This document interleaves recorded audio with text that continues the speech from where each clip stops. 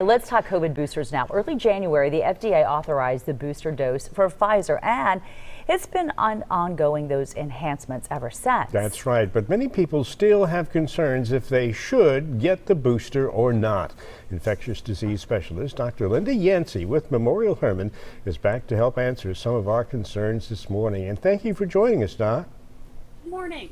Now, if people are eligible, should they get the booster? We are definitely recommending that eligible people get the second booster, and that is people over 50 or anyone over 12 with immunocompromising conditions.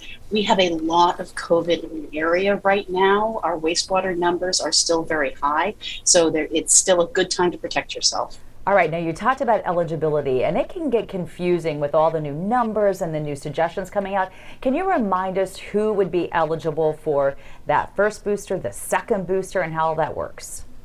So everybody over the age of 16 is eligible for the first booster at least 4 months after you finish the primary series. And 4 months after that, anybody over 50 or anybody over 12 with immunocompromising conditions is eligible for a second booster. I realize it's getting kind of complicated. Now, with the latest numbers out on the Omicron variant, who would you say is offering the Omicron booster now?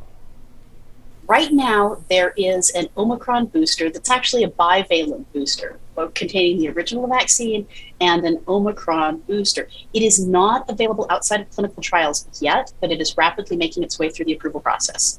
And then everyone keeps asking us what's going on with the new booster, again, to hopefully protect more of that Omicron variant. Can you tell us what the future is looking like?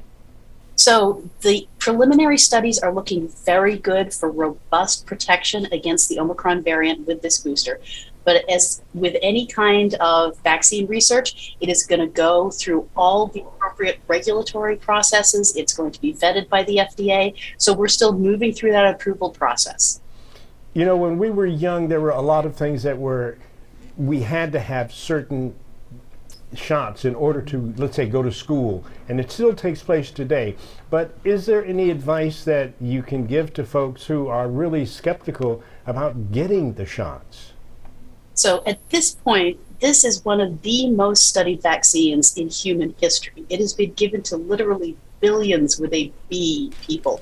We are very confident in the safety and effectiveness of this vaccine.